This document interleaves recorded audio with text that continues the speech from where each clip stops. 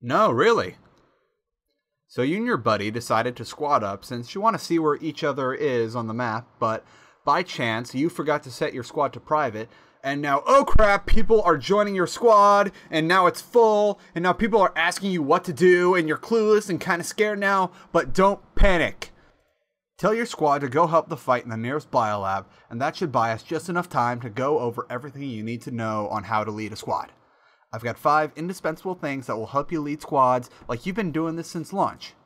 Each of these things also has an annotation on the number that'll lead you to a video that will help you learn more about the topic in the future, so feel free to come back to this video or back to certain parts if you're not sure on one of these.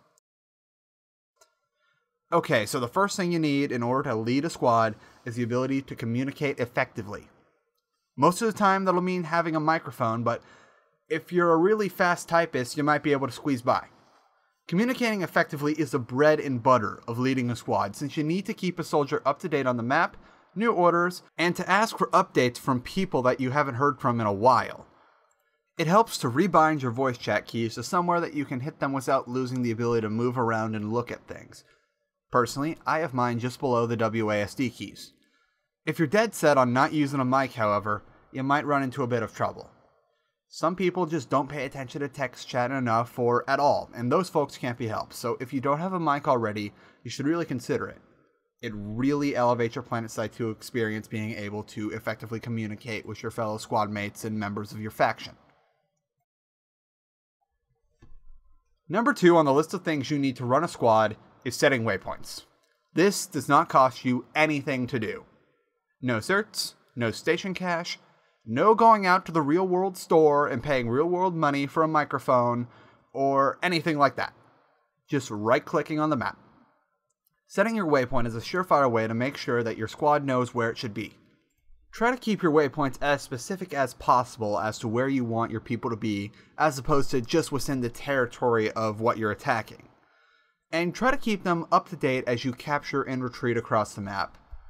It will also help to announce when you've reset the waypoint, or any changes to the waypoint in general.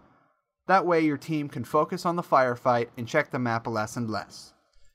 It should be said that you're also able to set the waypoint on the mini-map, but personally I don't like to do that since if I'm going to be immobilized while setting a marker, I may as well have the full-size map. That's just my opinion though. If it works for you, it works for you. The third indispensable item in a leader's arsenal is the squad drop beacon. This is the best 30 certs you will ever spend. There is a reason why all the squad leaders you hear will frequently ask potential candidates for taking over a squad if they've got a beacon, because its usefulness can never be overstated. When you put down a squad beacon, it not only allows your entire squad to drop down on one point past the enemy's defenses, but it also jumps to the top of the squad spawn list so all your squaddies know exactly where they should be right now. As long as you place your beacon in cover and somewhere defensible, in case the other factions see that bright pillar of light in the horizon shining off like it's the 4th of July. Well, that ain't like not obvious or anything. You've got yourself covered, and you've got yourself one of the best spawning spots in the game wherever you want it. The fourth item is a little abstract, but bear with me. One of the things you need in order to lead is a plan. It doesn't have to be a grand strategy to lock out 3 of the continents within the next 16 hours of play, or even something that will last a duration of an hour. Just have an idea of what you'd like to do in the next 10 minutes. You can best formulate this plan by just looking at the map a bit and seeing what's going on. Make a plan according to what you see on the map and enemy troop movements using hotspots, and even if that plan is, let's just go to the next linked territory, it's a lot better than saying after the cap finishes off, I don't know. If you're really stumped at all your options, don't be too proud of yourself to ask your squad mates for ideas. Most of the time, they're not going to give you crap for it. At number 5, the final, most important thing you need to be a leader in Planetside 2 is to have confidence. As long as you're feeling strong and speaking how you feel, you'll have no problem implementing steps 1 through 4. If you have doubt in yourself, your squaddies are going to doubt you. So don't doubt yourself. Using the right words will help greatly with being able to give orders with confidence, so choose your words wisely too. And that's it.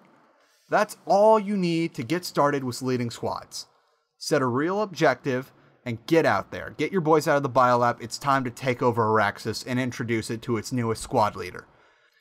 If you have any questions about these things you've seen in this video, check out the linked videos in the annotations at the top of each step for more leadership knowledge, or just leave your questions in the comments. I don't bite enough to draw large amounts of blood.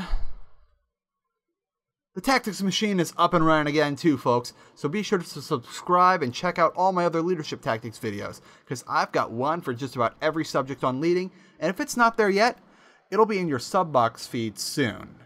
Until next time, play tactically, Araxians.